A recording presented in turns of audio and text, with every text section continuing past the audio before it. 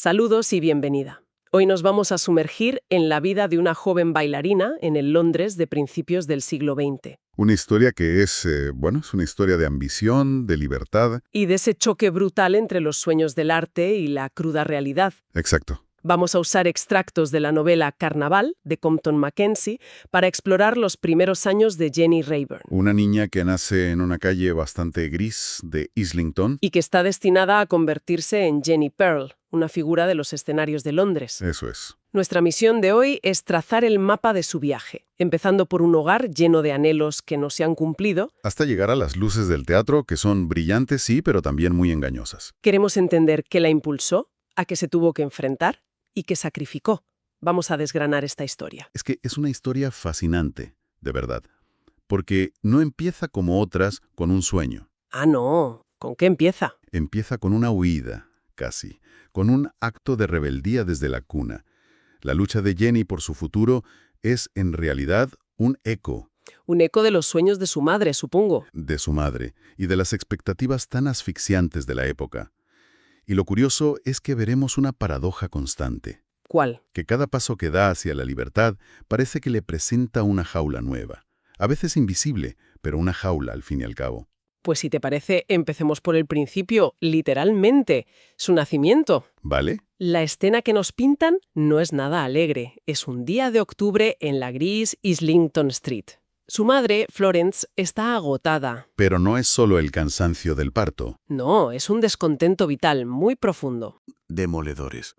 No son grandes tragedias, son esas pequeñas decepciones diarias. Como las cortinas que le irritan o que falte un pomo de latón en la cama. Exacto. Son símbolos de una vida que se ha quedado a medias, de una resignación que la ahoga. Y es en ese ambiente, en esa frustración, donde nace Jenny. Así que Florence no ve en ella solo a una hija. No, ve una segunda oportunidad. O sea, una vasija donde puede verter todos sus deseos de una vida con más color, más pasión. Más libertad. El destino de Jenny empieza a escribirse ahí, por una madre que sueña a través de ella. Es decir, que desde el primer día, Jenny ya carga con un peso enorme, el de cumplir los sueños de otra persona. Así es. Y justo en ese momento, cuando el destino parece marcado por su madre, la historia da un giro. Un giro muy interesante, sí. Aparecen en escena las que podríamos llamar las hadas del bautizo. Aunque de hadas, la verdad, tienen más bien poco. Poquísimo. Son 3 tías abuelas de Clapton.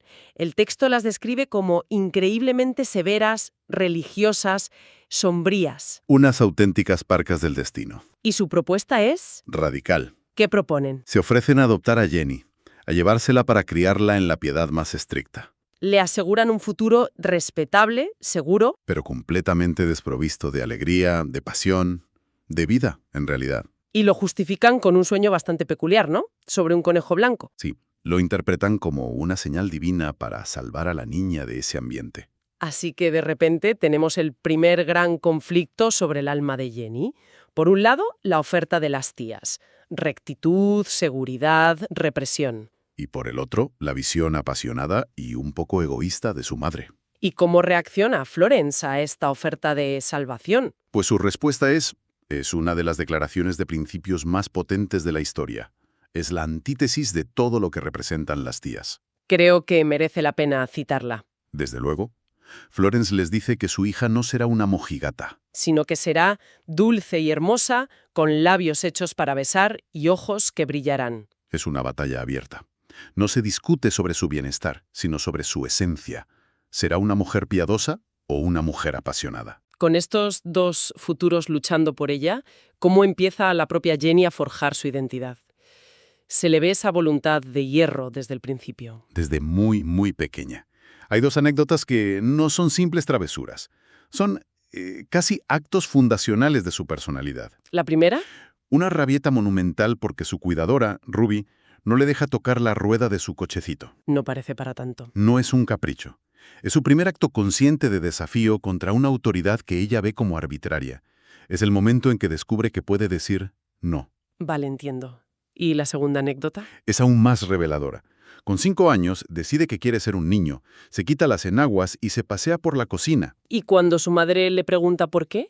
Y le dice que es una niña porque es guapa. La respuesta de Jenny es una pregunta que lo desmonta todo. ¿Para eso sirven las niñas? Esa pregunta es dinamita pura para la época. Totalmente.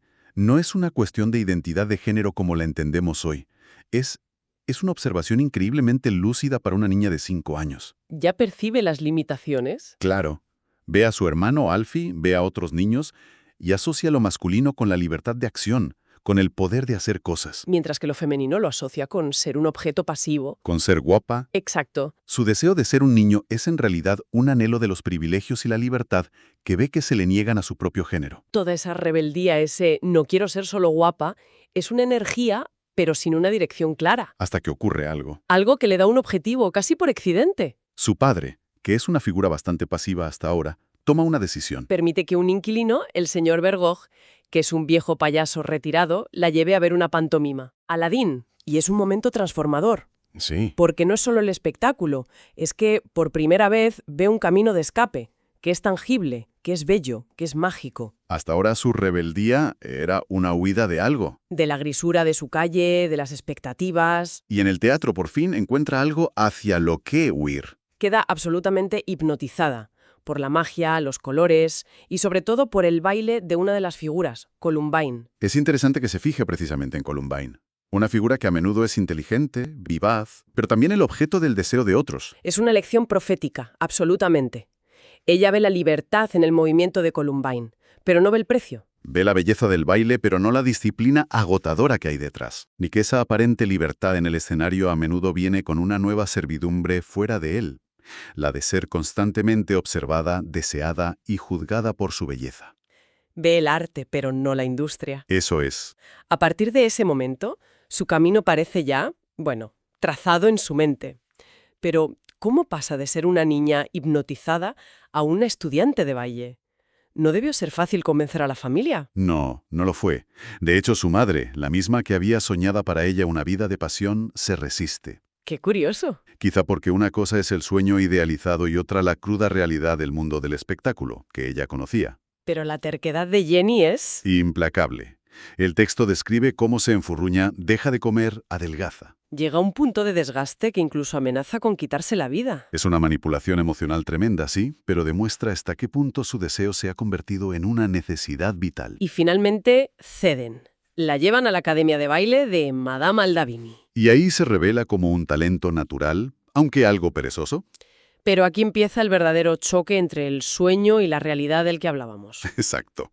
El entrenamiento es agotador, monótono, doloroso, y sus primeros trabajos profesionales están muy lejos de convertirla en la estrella que ella imaginaba. Es solo una más del montón. Es parte de un cuarteto. La describen como un frijol saltarín en una pantomima en Glasgow. O simplemente una chica más en una fila larguísima y anónima en el Teatro Drury Lane. Su primera gran dosis de desilusión. El escenario no es la tierra mágica de Aladín. Es un trabajo duro, mal pagado y a menudo humillante. Y ese contraste se vuelve aún más brutal cuando consigue trabajo en el Orient Palace of Varieties, un famoso teatro de variedades de Londres. Aquí la dualidad es extrema. En el escenario todo es glamour, luces, fantasía. Pero, ¿qué pasa cuando se baja el telón? Detrás del telón la realidad es sórdido. Las fuentes describen camerinos sucios, abarrotados, un caos de chicas semidesnudas, sudor, maquillaje barato. Y lo más impactante, el ruido de las prostitutas. Sí, el ruido constante de las prostitutas que se pelean en la sala de al lado, separadas de ellas solo por una puerta muy delgada. La fantasía y el vicio pared con pared. Es el recordatorio constante de la precaria línea que separaba a una artista de una mujer caída en esa sociedad. En un ambiente tan asfixiante, ¿cómo sobrevive su carácter independiente? Pues su carácter no solo sobrevive, sino que se afila, se convierte en su coraza. Hay un momento clave, ¿verdad? Sí, cuando le planta cara al maitre de ballet porque intenta sobrepasarse con ella, algo que muchas otras chicas no se habrían atrevido a hacer. Y con los admiradores ricos que la esperan en la puerta. Con ellos desarrolla una estrategia, los trata como un simple juego. Flirtea sin implicarse, los maneja con un cinismo que es casi divertido. Ha conseguido una forma de libertad. Sí, pero es una libertad defensiva, solitaria. Y su ambición artística, mientras tanto, se ha estancado por completo. Así que llegamos a sus 20 años, es popular entre sus compañeras, deseada por los hombres, tiene un trabajo estable. En teoría, lo ha conseguido todo. pero siente un vacío profundo. Es que aquí vemos una de las grandes ironías de la libertad. Totalmente. Ha conseguido escapar de todas las jaulas externas, la familia, la clase social, las tías, solo para descubrir que ha construido una jaula interna. Con su propio cinismo. La independencia que ella creía que era el objetivo final resulta ser solo un camino hacia un vacío más profundo. Hay un detalle que lo ilustra muy bien. El pelo. Sí. Por puro aburrimiento y hastío, se tiñe el pelo de rubio. Causa un escándalo en su casa. Es un acto de rebeldía, pero ya no tiene la fuerza de sus desafíos de niña. Parece más un grito de desesperación. Ya no se rebela contra algo externo. Ahora se rebela contra su propia insatisfacción. Tiene independencia, tiene una carrera, tiene admiradores, pero no es feliz. Y empieza a darse cuenta, con horror, de que anhela algo que siempre había despreciado. Algo que había ridiculizado en los demás, enamorarse. Busca una conexión real que rompa ese caparazón que ella misma ha construido. Y el clímax de esta primera etapa de su vida llega de la forma más inesperada, En el escenario. que ha sido a la vez su salvación y su decepción. Durante el estreno de un nuevo espectáculo, el Ballet de Cupido. La ironía del nombre es maravillosa, claro. Ella está ahí haciendo su trabajo de forma mecánica, probablemente aburrida, y de repente algo ocurre. Desde el escenario, sus ojos se cruzan con los de un hombre en el patio de butacas, un tal Maurice Avery. Y la conexión que describe el texto es instantánea, eléctrica, profunda. No tienen nada que ver con los flirteos superficiales y los juegos de poder a los que está acostumbrada. Es que por primera vez, alguien no la mira como a Jenny Pearl, la bailarina. Parece que ve a Jenny Rayburn. Exacto. Es el momento que lo cambia todo. Después de años tratando el amor y a los hombres como una broma, como un juego que se puede ganar, Se enfrenta a una emoción genuina, incontrolable y poderosa. la historia ha dado un giro de 180 grados.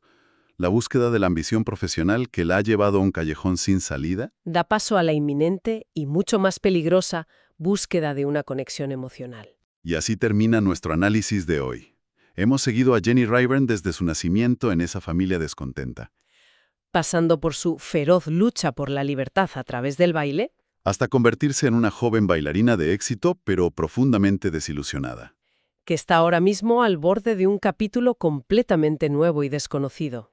Y aquí, si te parece, dejamos una reflexión final para quien nos escucha. Adelante. Jenny ha pasado toda su vida luchando contra limitaciones externas, su familia, las expectativas sociales, la jerarquía del teatro. Ha aprendido a ser dura, cínica e independiente para sobrevivir. Y la gran pregunta ahora es, La gran pregunta es, ¿cómo se enfrentará a la caótica e incontrolable fuerza interna del amor verdadero? ella, que ha construido toda su identidad sobre la autosuficiencia, ¿Será capaz de navegar una emoción que exige por encima de todo vulnerabilidad?